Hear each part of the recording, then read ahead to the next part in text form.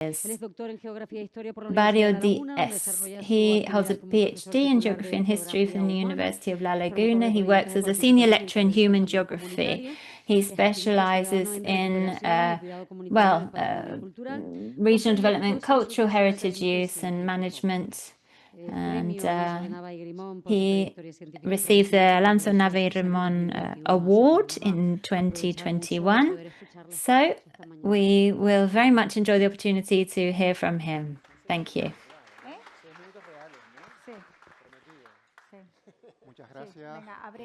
Thank you. Thank you very much. Good afternoon, everyone, all the people that are here with us today.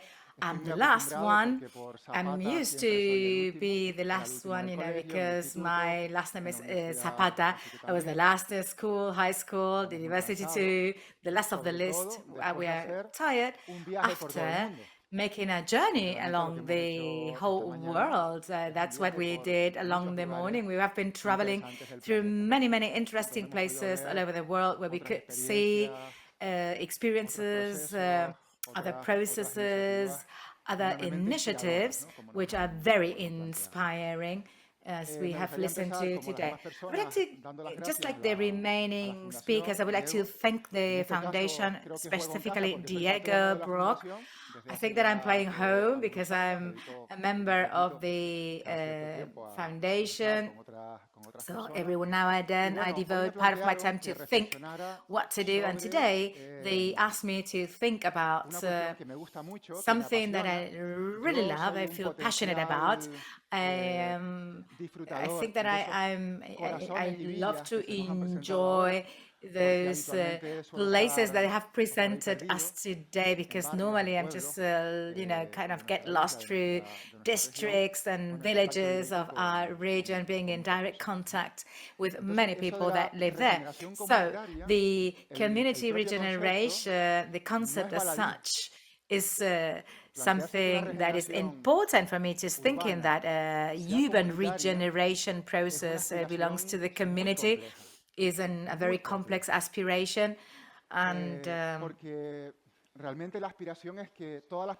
in fact, you need to involve all the people. And when we talk about people, we're talking about all stakeholders, politicians, technicians, citizens, companies, business fabric, the people that were there before, the ones that just arrived.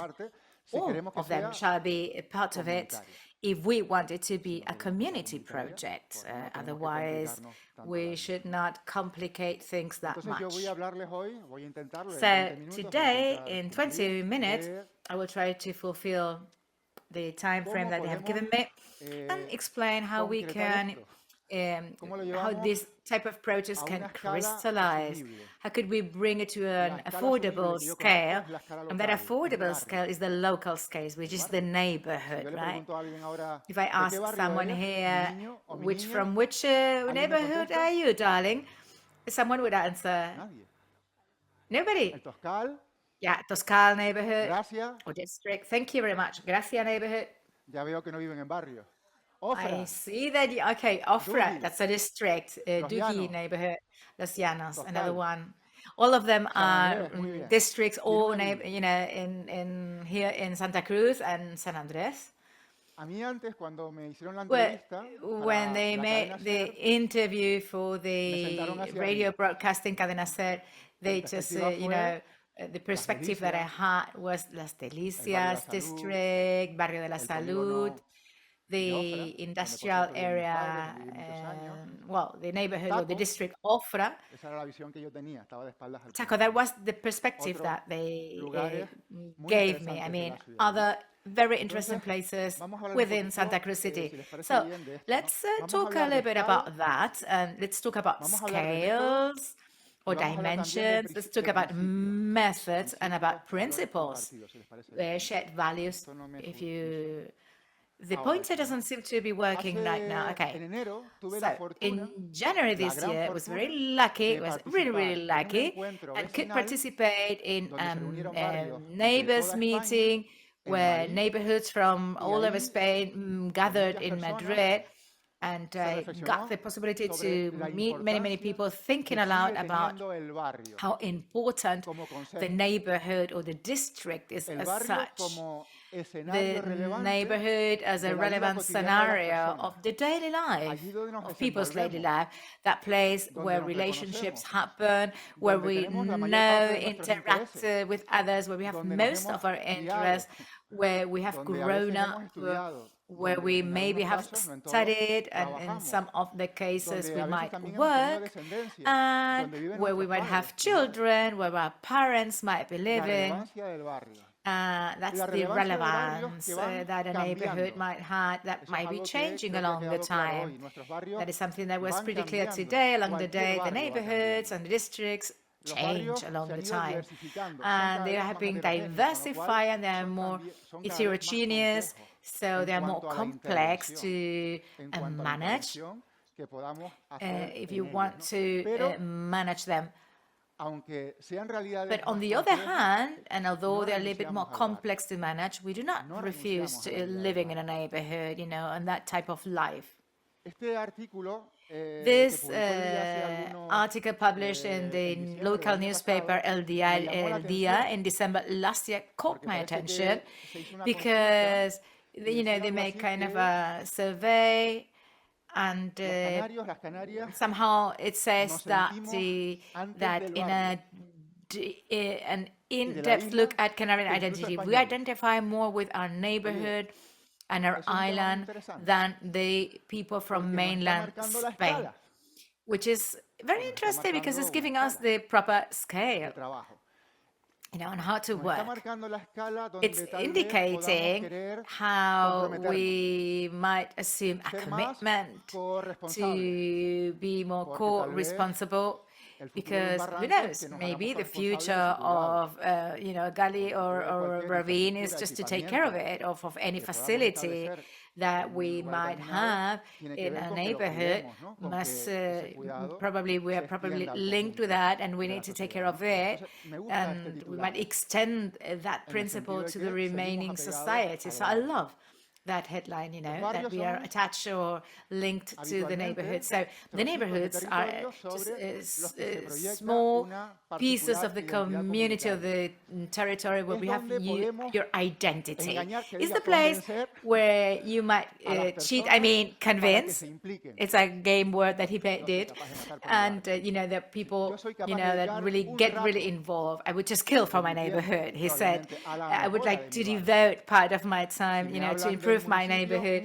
If you're talking about the municipality, maybe not that much. If you talk about the island, maybe that's another scale. But that scale is the most accessible and feasible scale, and is very interesting in order to plan and for the public policy. Because in a neighborhood, you can verify that the public policies are being developed indeed. Then, on the other hand, the neighborhood enables just to find people, meet people, engage with the things that we see on TV. Economical crisis, we suffer it, in the neighborhood. A pandemic or international migration, we detect it in our neighborhood. In that small space is where we normally confirm things that have a general dimension that maybe cannot fit in our head, because it's so complex, but we see they identify there, and probably that is the place where we can just develop strategies to face that, bearing in mind that if we're facing it, we're contributing to the general level. That is something that normally happens in a neighborhood, and that is the place where we're most willing to get involved in what? Well, in transformative processes, if they give us time, we mentioned time today, we need time, right? The citizenship needs a lot of time, because sometimes, and we will see it later on, but before you do something, you need to have the proper training, or you remember what they say? The best investment that you can do is in training. I love it. And we want to be societies that are able of enabling societies. And when we think about in that term, we say that we can, if we want societies that are involved, we need to develop some formulas so that everybody can get involved and participate. So that brings me to another idea and how we can make delve deeper into community development, advancing and growing, having effects on all the people that live and interact within a territory, not just for a certain part, but for all the community, being positive from all perspectives, from the territory, environmental perspective, economic, social perspective, cultural perspective, considering the institutions too, and the response that they might give to our demands. We need to have an idea or a principle or, having a framework that might include all people living there. Another sentence that I brought from a meeting in Madrid, and I really love it because I think that when the neighborhoods get organized, when we organize our neighborhood, things start to change. And why? Because it changes for all of us. So the key factor is to learn how to get organized. And in fact, sometimes we have to face difficult things. We get organized, rapidly, to face it. Or we might ask yourself, what happens next if, go back to normal? Well, so maybe you need to add value so that we learn how to get organized. That is very much linked with the urban planning. If it's inclusive, we learn a lot. For instance, we learn how to get better organized. Some people talk about their neighborhoods right now like places of resistance, right? And why? Or enclaves of resistance, because there are many things that do not reach the neighborhoods. They stay in some other dimension. They don't reach the neighborhoods. They do not consider all the people, all the people is in utopia.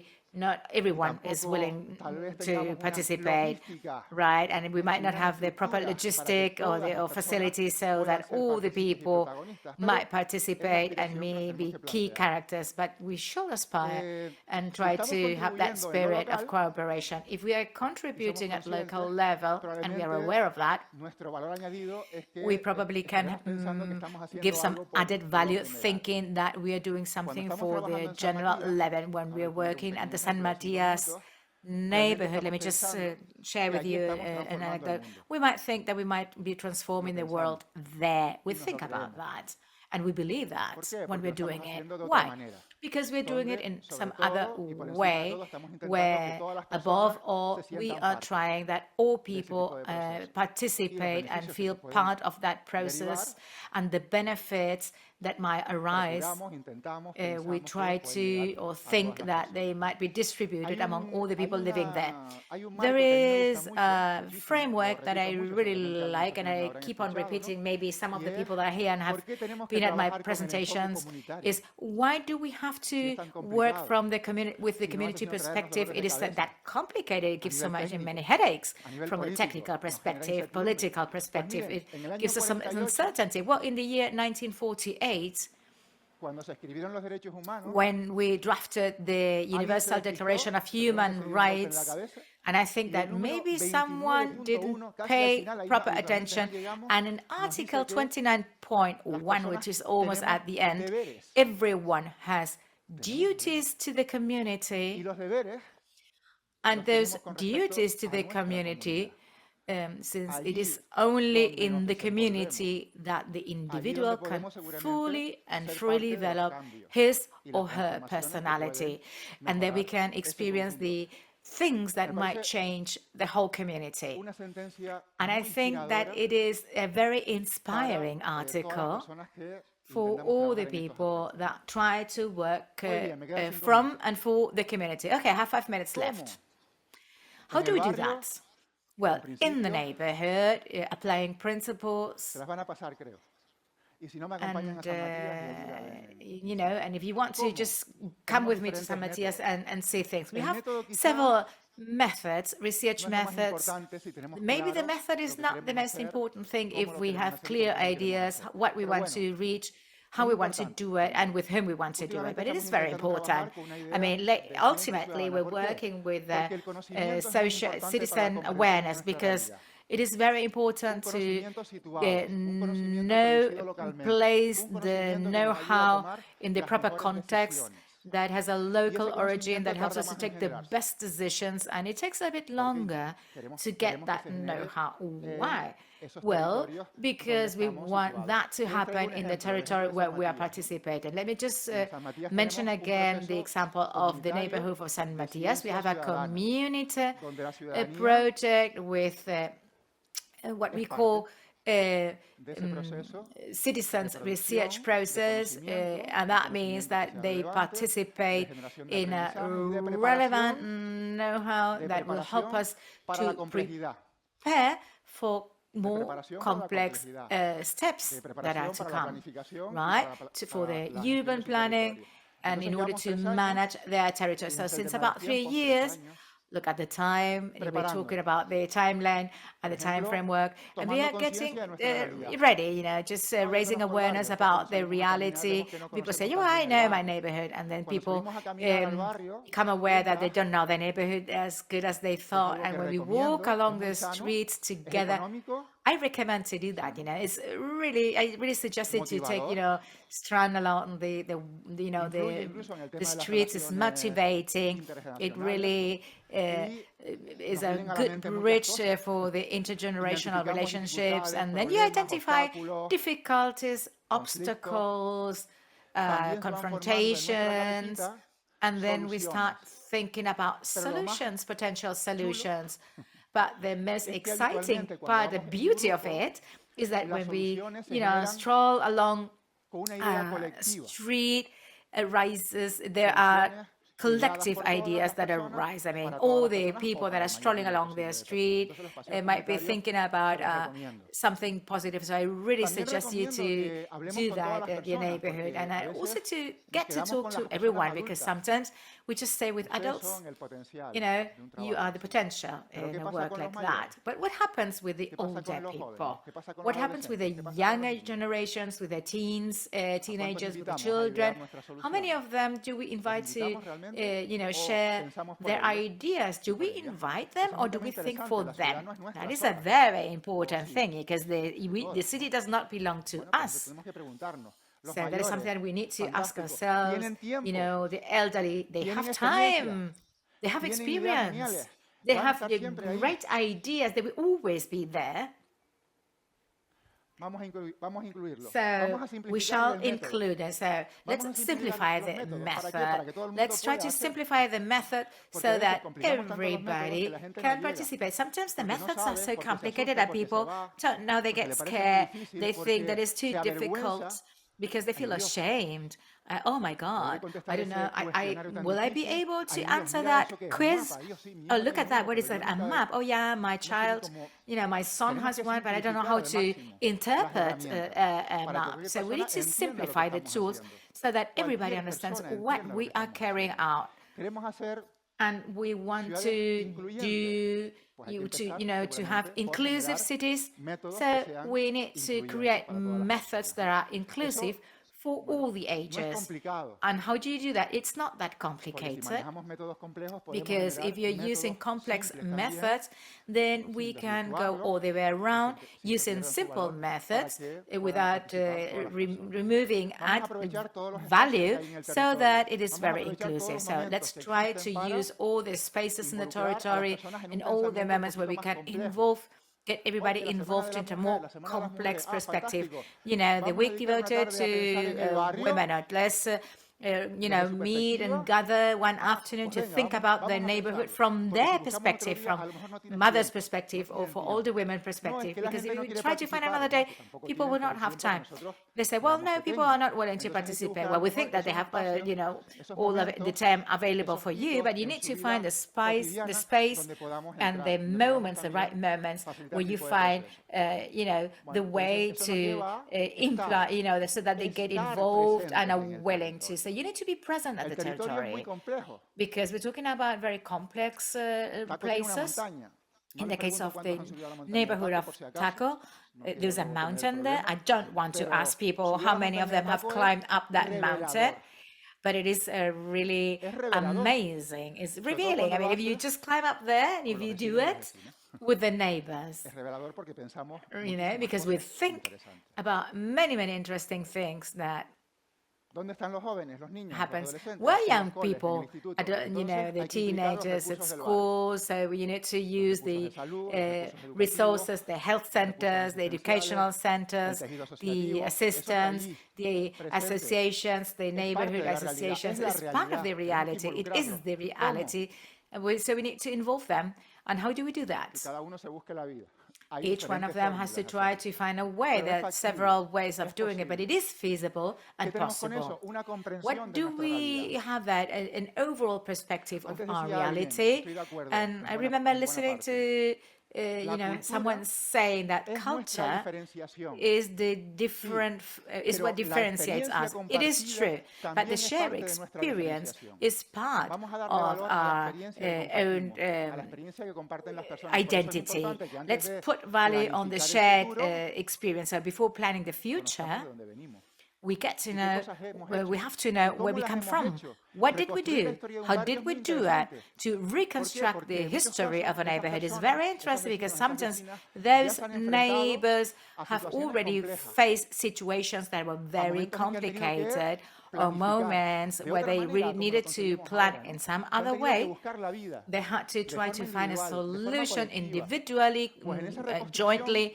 Well, by reconstructing the past to the present time, there will be many strategies that might appear, and just by reminding them and to recalling them, it will help you to create a new city and will help you in the day by day. So it is very interesting to reconstruct and try to find the places where people normally gather. We made a beautiful exercise in San Matias. We make an inventory of the places where normally children and elderly people like to meet. We did it with the school children, just to try to link several generations. Where are the people? Where do the people meet? Where do people normally chat? And try to take advantage of those spaces to work in a collaborative manner with them. So another important element is to learn how to listen, active listening. Who listens to who? Ideally, it would be just the neighborhood listens to itself. So we have to be ready to do that. In San Matias neighborhood, we did that. We did that exercise at community active listening. I mean, they listened to 80 people, and we have the first draft, the blueprint of our neighborhoods, just giving us some hints, information about the background of that neighborhood, the present situation, and how that neighborhood might see out in the near future. And we have shared that. Everybody has to be informed about that. And how did we do that? We could have written a book or make a super presentation. What we did was a theater piece and invited all the neighbors so to get to know the neighborhood better, understand it better, through a theatrical piece where we spent a whole afternoon to analyze in depth all the key factors of that neighborhood along its city. So we like to remind we wanted to remember the people that were always there and try to include those that are new in that neighborhood. So remember, in more complex neighborhoods, you need to include, and through that an association whereby people organize the coordination, a technical committee. We have also meeting points that is improving the quality of life of that neighborhood. So during the planning stages, we should improve the facilities and infrastructures so that people have a better quality of life, neighborhoods that are capable, that are more autonomous, that are committed. We're talking about a neighborhood that has a better criteria. And to wrap up, let me add that in the year 2026, we're talking about heterogeneous society, and we are facing a challenge, a very big challenge in this type of societies, that people live together. If you will make strategic planning in whichever place of the planet, specifically in places like the neighborhood that we have, where we are seeing a very significant and deep change in terms of social configuration, you need to consider strategic added value elements so that those that live here might live in peace. That is a key consideration. So we need to design the planning in a way that it really reaches and positively affects all people, so that the people dialogue, have a relationship, and collectively build their neighborhood, because it might happen that we might build beautiful things, but we might have societies that are not ready to enjoy that beautiful design because we have not generated the essential conditions so that these people really are part of that solution. We have been working on that in several places, as I'm showing here. Sorry, I've taken 3-4 more minutes, and I will be during the lunchtime, and I'm available in the case that you want to